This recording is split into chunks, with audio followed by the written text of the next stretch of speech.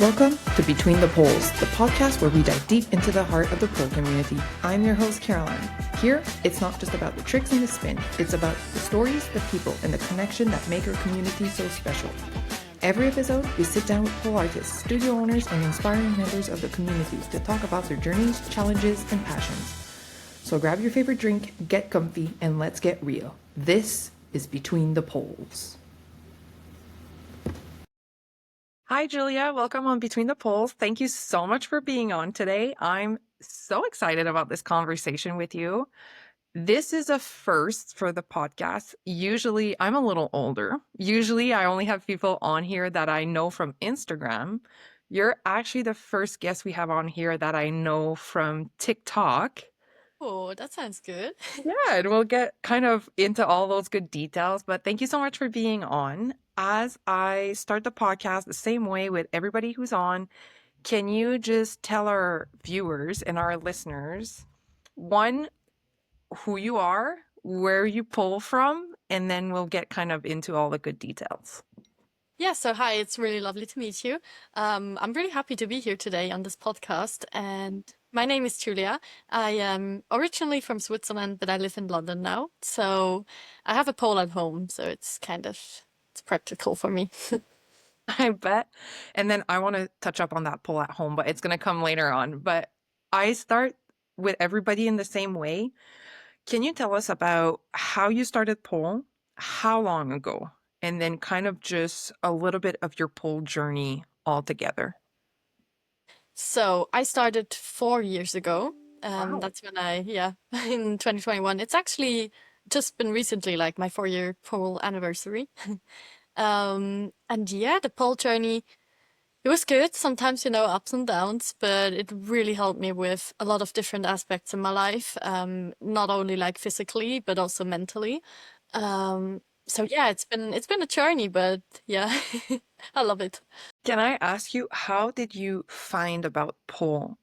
Is it like you had friends that did it? Did you see something online? Like, how did you even like really get into it? So there was this one pole dancer that I saw on TikTok, and she was quite famous also. Like she's still really famous. But yeah, she went viral a lot in 2021. And yeah, I just saw her video and I was like, that looks kind of cool. So I talked to a friend of mine and I was like, hey, do you want to try it out sometimes?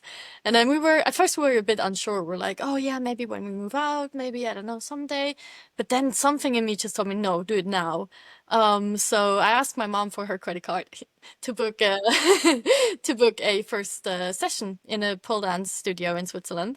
And we went there. It was super fun. So we decided, yeah, that's gonna be it. We're gonna do that. So then you did start in a studio session because we'll kind of get to it because a lot of what I see you posting is actually you at your house, but you did start in a studio. How long did you go to that studio for?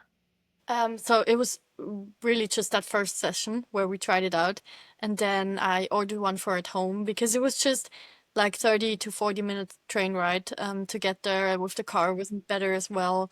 Then the parking, the costs of the class and everything. So I decided, no, you know what? I'm gonna invest in a pole. It's also expensive, but Um, so yeah, it was just that one time, and then we went again like after 2 or 3 months just to fresh up a little bit and yeah, to see that again. But I learned basically more or less everything at home. How did you teach yourself everything at home? Is there like an online platform that you follow, or do you just kind of look through Instagram and then try a bunch of different things? Yeah, so it was more like looking through Instagram, like Instagram, YouTube, TikTok, Pinterest, anything honestly, just the internet in general. And I usually just looked either at tutorials or looked at a picture of a move, and then I was like, okay, so this leg needs to go there. How do I get there? And then I kind of figured it out. Do you have any sports background?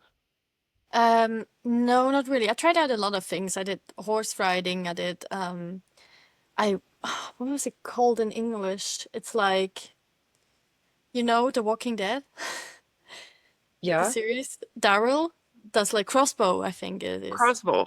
I did crossbow shooting. I tried like a bunch of different things, dancing as well, but I wasn't really good. I wasn't really flowing or anything. I was more the athletic type. till I figured out like pole dancing is the hobby. That's my thing. Okay, that's more than fair. So you went to one class and then you're like, I like this enough to buy a home pole because home poles are really expensive. They are, especially because like clamp-in poles are around like 200 to 300 Swiss francs, but the one I have was like 1,000 with the delivery, like 1,100. Because you Um, got yourself, and I wanted to touch up on that, because you got yourself a stage pole. So for viewers and listeners that don't know the difference, when you want to pull at home, usually there's kind of two options that people look at. A stage pole, which is kind of a base, and then a freestanding pole. The pros of that is that you can bring it around. Like it's easier to just like pack up and move with you. But the cons is one, you're limited to the base. So there's a lot of things that you don't really get to try if you're really into like heels and floor work. And then two, because it's a standing pole, there's quite a lot of like wiggle. So mhm. that's like option one that people kind of look at. And then option two, usually are like in Canada, we call them pressure mats. I think you call it, how do you call it in Switzerland? I just said clamp-in pole because you Clamping. clamp it in. Yeah. Yeah. So those, for people that don't know, it's kind of a pole that you don't drill in the ceiling or the floor, but like the pressure that you put through the pole makes it like steady.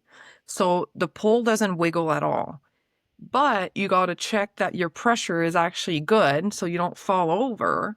And if you're renting, mine was always fine. Like it never left anything on the ceiling, but depending on what type of ceiling you have, and there's a lot of requirements for like heights and stuff like that. So you went full on for like a stage pole. I bet that the studio you went at had like drilled in poles. How did you feel about that wiggle at first? It was really scary. Like at first I was just like a bit unsure. I was a bit sad also, but in Switzerland, in the house of my parents, we have a special ceiling. So if I would clamp in anything or like drill in anything, the ceiling would just come down, basically like the outer base of the ceiling. Yeah. So that was no option. So yeah, this was like my only option. So I was like, nah, I'm gonna make this work. And now I'm kind of used to it. Like I would still, if I had a house where it would work with a clamp-in pole, um, I think I would still go for that because it has a lot of perks, especially like you said, you're not limited to the base. But I think it works just as good to have a stage pole. Well, you've been pulling for 4 years, so it kind of works. And I do know a lot of people that use the stage pull, right? It does come with a lot of pros. I personally really enjoy the clamp, but I do a lot of heels as well. And then that kind of brings me to my question for you. Do you do a lot of floor work? Do you do heels or not really? So floor work I do a lot because I just started it one day. I was like, a little flow to warm up, and also I posted it. I was like, yeah, it's just a little something, but people loved it actually. So I was like, okay. I started doing it more, and I started to enjoy it myself a lot. Like just the flow, just feeling a little sensual. But I usually do it without heels. Mhm. I don't know why. It's just a thing, I guess, that I just started to do, like just barefoot or with socks. But I do have heels, and I tried them a couple of times, went to a heel class, and I do enjoy that as well. Now, because you said, so you started in Switzerland, now you're in London. Do you go to a studio in London, or your routine is so made up that you pull at home that you kind of just kept that going?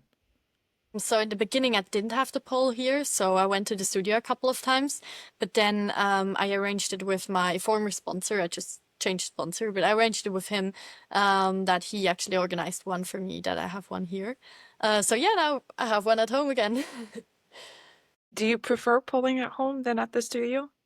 Yeah, I think like the studio has so many perks and so many good things, but I think I'm just kind of used to it. And the good thing is, if I would be like, after this interview, if I would be like, oh yeah, I don't feel like polling, I'll just go down and I have it.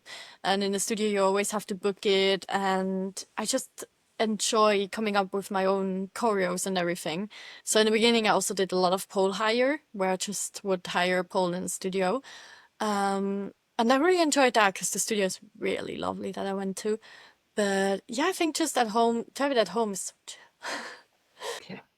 Can I ask you what kept you like consistent, right? Because we see I own a pole studio and I see a lot of students like coming in, coming out. Some people stay, some people don't.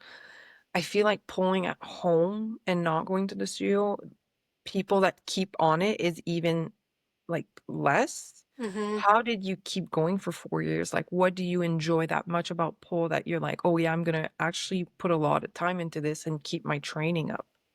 I think that's really a fair question. For me personally, I guess it's just that it's really my passion. Like in the evening when I come home from work or just like had a rough week or anything, when I do pole, I kind of forget about everything. I'm just locked in. I'm like, okay, I can try this. I can express my feelings in a way.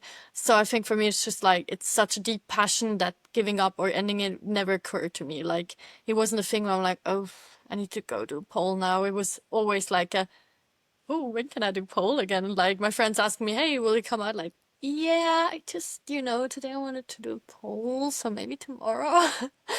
Um, I think that's a good thing about the studio as well. If you go there regularly and you know the teachers, you know the other students, it's kind of like going to class in a way. I mean, it is a class as well, but there are other people which can keep you motivated. Like they are like, hey, are you coming back? Hey, will we see you again and stuff. So I think that's something that keeps you going as well. I really do enjoy the studio because, yeah, I enjoy going in there, and then if you go to the same studio for a while, people just kinda know you. So Hmm. then I'll walk in class and people are like, "Hey, Carol, how are you? Blah, blah, blah, blah, blah," and then we all get hyped. I also always ask this question to people that, like, pull at home almost exclusively, because I pull at home once in a while, right, and I, like, check up on things or I do my conditioning or whatever, but, like, learning a new move and pushing myself to, like, do things that are scary at home, I'm like, "How do you do it? Are you not afraid to, like, fall?" I mean, sometimes I am, but I also like one thing that helps me are crash mats because I feel like if I have them, at least, it won't be that bad. But also, right now I'm living with four people, with four guys. And sometimes I just tell them, like, hey, I'm gonna try something scary. Just if I don't say anything in the next 30 minutes or so, just come check on me. Yeah. Or I asked them if they could just be there to spot me. But yeah, that's a huge perk of the studio because they're also the teachers are really strong and they're like, oh, you got this, I got you. And I remember this one time I tried a scary trick and my back then teacher at the studio, she's just like, yeah, no, no, no, I got you. And I fell off, but she was just holding me in the air. And then she was like, put me on the floor like, hey, you're good. I was like, yeah, okay, it's not that scary if somebody's catching you like that. Yeah, and then we have that joke too at the studio that I all like, because as a teacher, you're not supposed to, like, carry people. Yeah. But we have this saying at my studio, like, if you're trying something new and you feel really insecure about it, then the student will say, like, "Hold all of me." And then I'll reply, "I have all of you." And that's just me, like, being really, like, spot on, so you feel like me, like, carrying a lot of your weight, and it does feel just, like, so much less scary when, like, yeah, you're not afraid to just fall over. But the thing is, like, I just recently learned the backflip, and there in the beginning, I asked my boyfriend, like, can you, just help me a little bit, and be there so I don't just crash into my neck and break it. But it's also this feeling when you finally do it yourself and you overcome that fear. I really enjoy that feeling. So I'm like, I'm super scared with some moves, but I'm just like, no, just remember that feeling. And sometimes you fail and it doesn't even hurt that bad and you're like, oh yeah, okay, now I've fallen, it's not that bad, I'll be fine. Can I also ask you, like, what naturally agrees with your body, or what do you enjoy kind of working on more? Because pole is really wide. There's just so much to work on. What do you enjoy most to work on, and what do you feel like naturally you just had a good time at?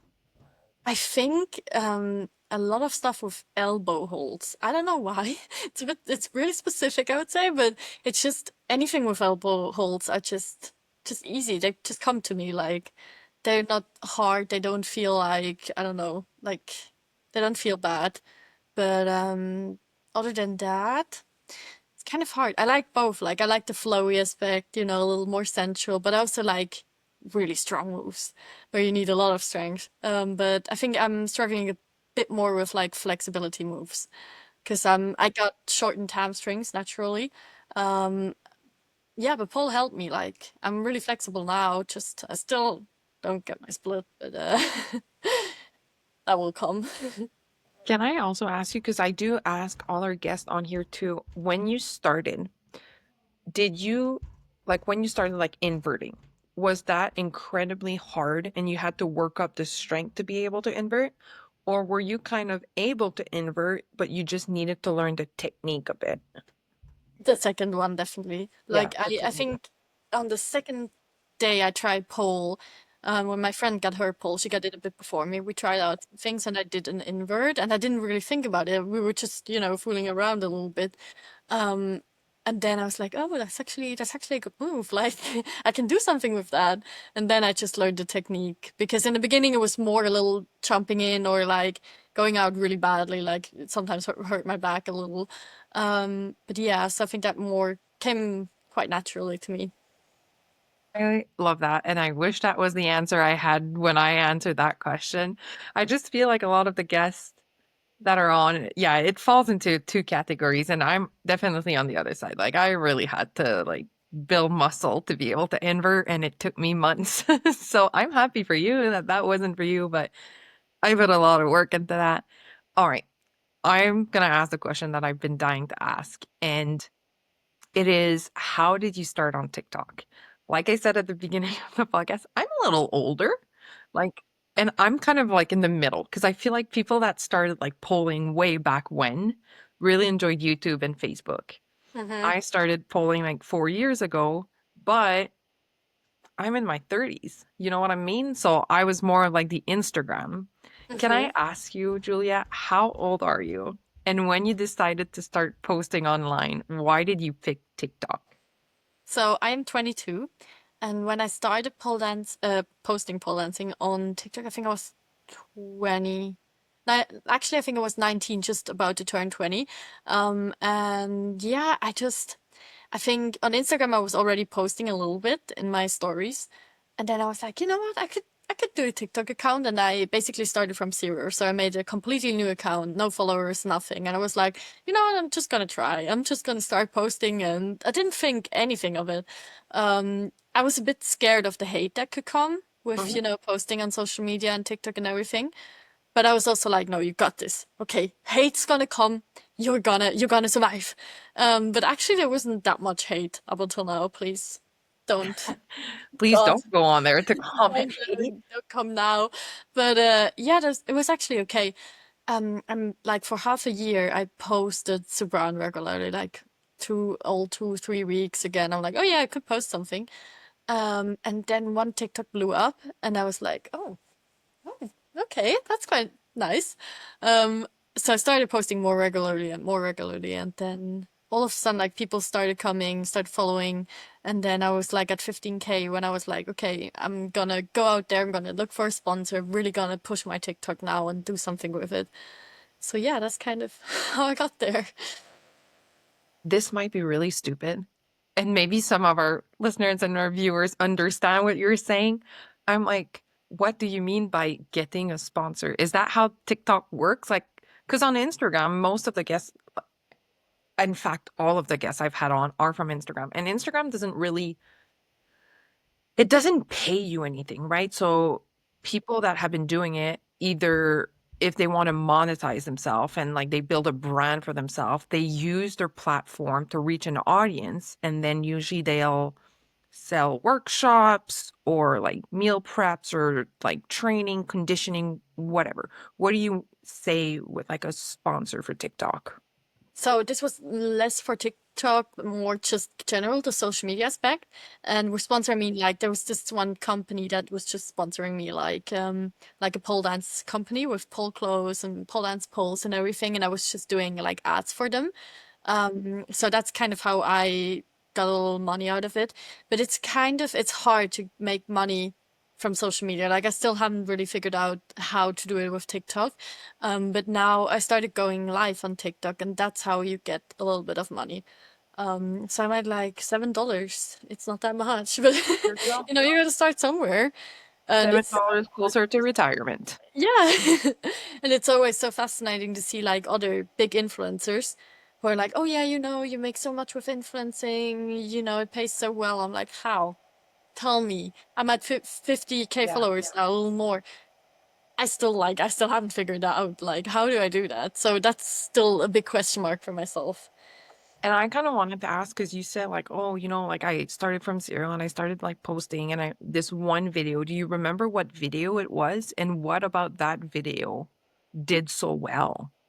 So it was a pole dance, a pole double, with my friend, and it was kind of like it looked really intimate, like the whole setting. It was at my sister's place, and she has those wooden windows, like wooden window frames, and I think it was the camera angle, the song, the double, and she was kind of like on top and she was holding me. And I was just there like feeling myself. And it got a lot of attention also by lesbians. They were like, "Oh my God, I'm so gay and I love it. Like it's such a good day to be gay." And I don't know, they just loved it. That or artists who were like, "Oh my God, can I draw you? Please." Wow. And it was like, yeah, of course. And there was actually also one comment that was saying that they want a tattoo that looks like this pole double, uh, which was kind of crazy to me. So I Hmm. think it was just a combination of the double and the song and the aesthetic. How do you feel like after that? Did it change what you post? So that video does really well. Do you tell yourself like, okay, I'm gonna try to post most of this, or do you kind of just keep on going with what you would normally post? So I kind of kept going, but did also post like some more doubles, and I also told her, and we were super excited about it. So we filmed more at that place. We were like, okay, yeah, let's go back to my sister's and film some more stuff there, because also I think the location has an impact on the views, and there's a lot of stuff that impacts it, and sometimes I start to figure it out a little bit. I'm like, okay, this video could go viral. I just need to post it to the right time and just do everything right, basically. But I think in general, like my content keeps changing a little bit when I see something goes well. Because I also post like stuff that I just think it's cool. Like the backflip, for example, I was like, that's crazy. People are gonna love it. 20 likes. And I do a poll flow and they're like, 80,000 likes. How? Like, guys, the flow is so easy. It's so easy. And the backflip. But yeah, so I just keep posting whatever I like as well. But sometimes I'm like, okay, I think this one's for the audience. The more I talk to people on here, the more I realize, because I don't perform, I don't compete, right? Any of that. But the more people tell me, like from social media or from when they compete or from when they perform, they're like, it's not the hardest tricks that gets you the claps. It's this little detail here that people seem for some odd reason to really enjoy. And I'm like, oh, okay. Because in my mind, I'm like, I'm just going to go for the hardest thing I'm able to do. And then I've been like told now multiple times that, yeah, those aren't the videos that do the best. Do you feel like the aesthetic, like the background and the lighting really helps your TikTok stand out? Because for viewers and listeners out here, if you're not following Julia, you should. A lot of your videos are very aesthetically pleasing to the eye. And do you do that like on purpose, basically? Yeah, so I mean, I kind of also enjoy it a bit more, like also with the lights that I sometimes use, because it sets me in the mood, it sets me in a certain feeling. But this really helps, yeah. It does a lot. If you have good lighting, if you film it like with the back camera, not the front camera of your phone, that as well, like the quality. And also, what I also noticed when I was talking to other people, friends of mine, for example, sometimes I would show them something and they were like, okay, or I would show something and they were like hooked. So you need to sometimes I cut my videos so it starts with something crazy and people are like, whoa, so they stay. Because if you just start with, sometimes I start with me walking and then going into an invert, people are lost. Like, they're like, oh yeah, who cares? But if I start in the invert, they're like, whoa, what is this lady doing? You know? So I think that's also a really important part if you want to start posting or like getting the videos a little more attention and stuff. What would be your goal for your platform? Like, what in the best of world, what would you want happen out of it? A million followers or more, like a lot of followers. I would want to. So I'm an actress. I'm an acting student right now, and if I could like gain enough followers to kind of create a base where I could do something with influencing, I could have that as a main income and then just focus on my acting.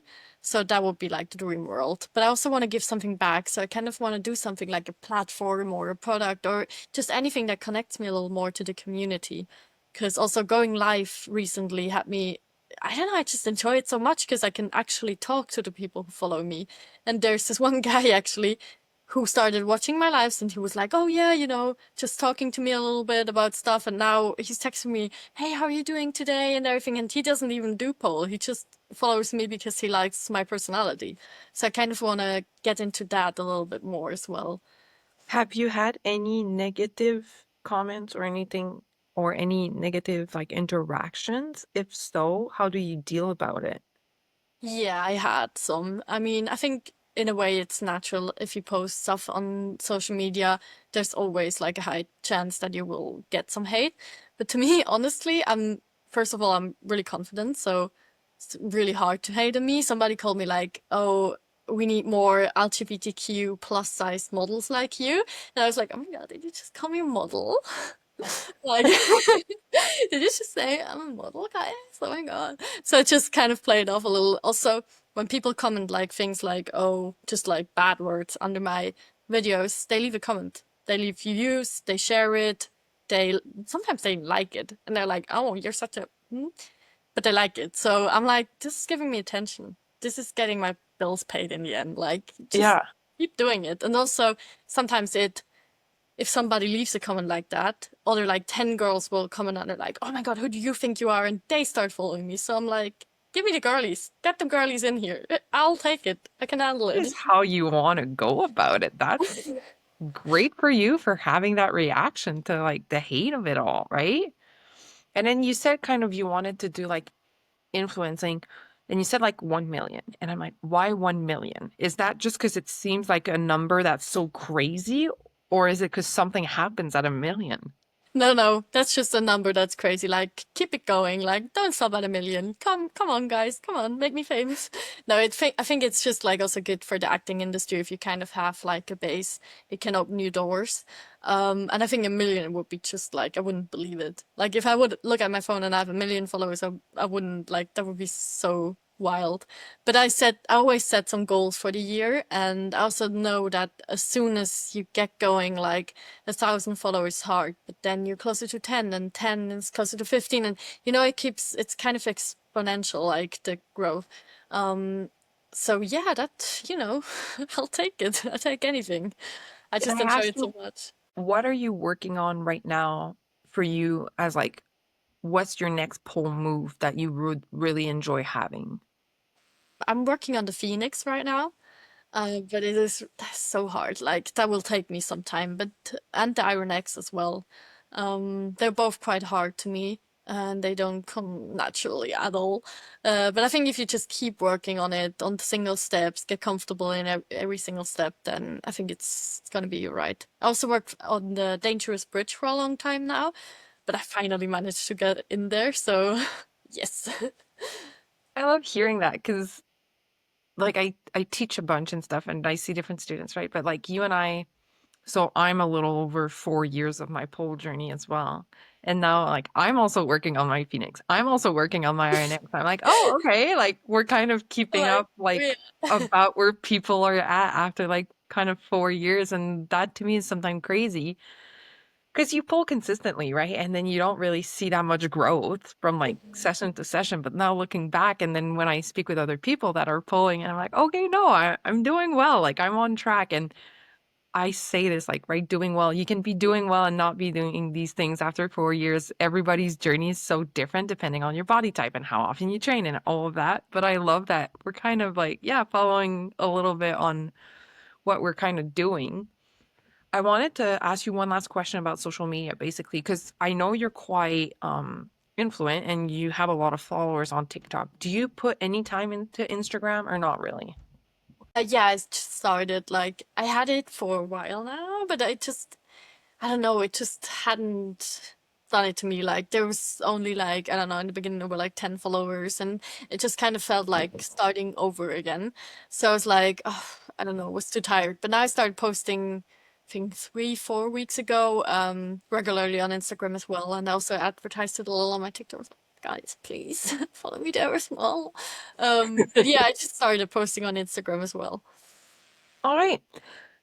I want I wanted to keep today like shorter than my usuals. Because I don't know. I feel like I want to keep like the TikTok guests a little on the shorter side to kind of match a little bit the aesthetic of TikTok, which is like short video styles. I think I'm ready to go for our last segment, which is called Mhm. The Last Grip. These are like quick, fun questions for you to answer with as much or as little details as you want. Okay. Julia, are you ready for The Last Grip? Yes. All right. Are you a coffee person or a tea person? Coffee. What is your favorite song to dance to right now? Oh, that is a hard one because it always keeps changing a bit. I love all Lana Del Rey songs, Mm-hmm. obviously, 'cause they're just so flowy. So I would say I'll just go with Lana Del Rey. That's fair. What is your most love pull outfit or accessory? So there's this one outfit that I have that has kind of a net here, and but it is high neck, so it's less, yeah, flashy. Revealing. Yeah, sometimes like when you do a move, just Mm-hmm. happened to me in the studio before. I was like, sorry guys. So I really love that outfit. I also have the matching pants to that and accessory. I don't really have like a lot of accessories, so Do you know where the outfit is from? yes, it is from Polwear, Switzerland. That's Oh, where I ordered it. But I think the brand behind it is Lunali, if I'm not okay. wrong. And I think I saw that too, right? On your TikTok, we could go to your profile and then click the link to Yes, Polwear, yes. right? Yeah, that just changed today actually because I'm now officially working with Pole Sport Shop in Germany. Okay. So So then viewers and listeners can go to your profile and then click directly to the link, right? yes, they will get also 5% off of anything if you order it from that link. So that's Here also you good. go. I think I know the answer to this one, but heels or barefoot? Barefoot. Can you tell us one word to describe your relationship with pole? I would say passionate. I love that. Spin or static? Spin. Even though for some moves static is better, but I would say spin. Okay. Choreo or tricks? It's also such a hard one. But I would say choreo. Morning practice or evening practice? Evening. In the morning, I have to get up, drink my coffee. Do you love or do you hate conditioning? I hate it. I think it's really good, it's important, but it's just like not as fun as just doing pole. Mm-hmm. Can you tell us two or three people that you enjoy following or that we should be following? Anybody we should kind of have a look for? Yes, I actually wrote down some names. I came prepared.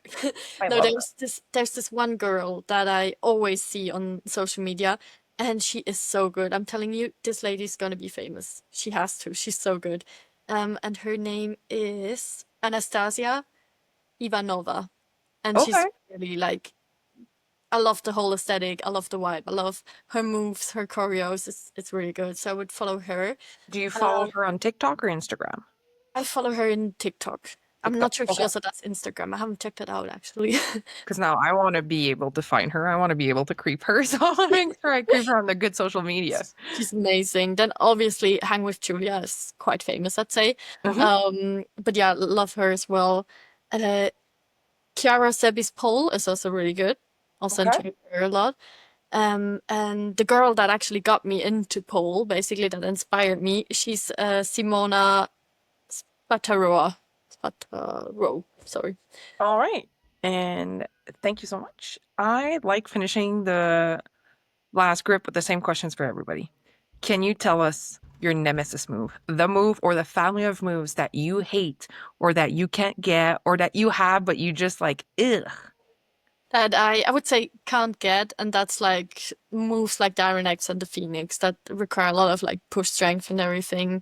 I would say that. Also, I have a little shoulder injury. I don't know what it is. I have to find out. But yeah, so those moves are just really hard for me at the moment, sadly. And can you tell us what your favorite moves would be or your favorite kind of family of moves? I do enjoy drops a lot, Mhm. especially the death drop. That's like a classic because to me it comes so easy. Like I think it's one of the easiest moves that I can do, but people are like, "Oh my God, that's crazy. How do you do that?" So yeah, I would say that's kind of my favorite move. All right. Well, thank you so much, Julia, for being on today with Between the Poles. We're so happy to have you. For our listeners and our viewers, I will leave Julia's TikTok information in the caption so you can go and give her a follow. Make sure you like and you comment on her page so the algorithm pushes her out there to more people, especially because I feel pole dance on TikTok is underrepresented. And Yeah. thank you so much for being on today. Thank you so much for the question and for having me. And thank you guys if you decide to follow along. Thank you so much for tuning in to Between the Poles. If you enjoyed this episode, don't forget to subscribe, leave a review, and share it with your friends. Stay connected with us on social media, and we'll see you next time right here, Between the Poles.